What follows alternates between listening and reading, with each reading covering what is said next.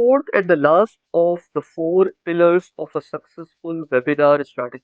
This one is the longest, post-webinar follow-up. Most of the time, your CTA will not be achieved immediately after the webinar. Let's say, for example, you're talking about signing up for a demo. The most customers won't sign immediately after the webinar.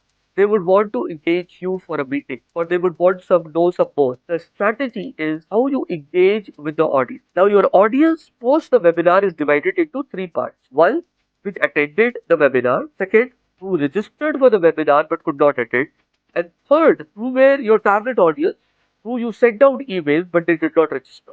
And you have to have a different means of communication and reaching out to these three sets. The earlier you do this, immediately after the webinar, the better it is. And your emails, your campaign, your messaging has to be different for these three different people.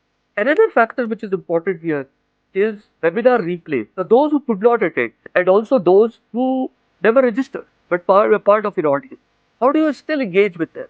Create a very, very compelling short webinar replay and host it either on your website or on your YouTube or wherever you can and drive traffic towards that. Use LinkedIn, use emails, use WhatsApp to drive traffic towards the webinar replay.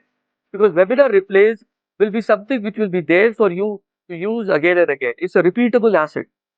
So remember, don't do too many webinars. I have come across people where they say, I want to do one webinar every month. That's not the right strategy. Do one webinar in a quarter, but get the most out of the webinar. That's most important. Thank you.